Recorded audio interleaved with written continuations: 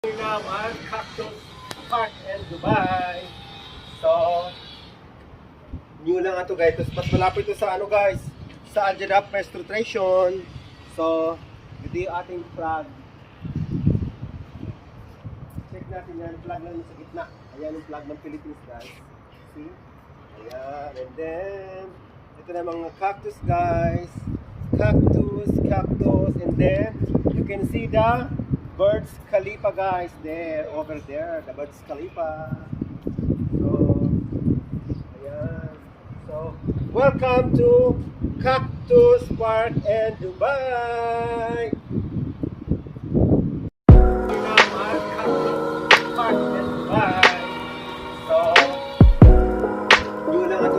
Malapit ito sa ano guys, sa Al Jadab Petrol Station.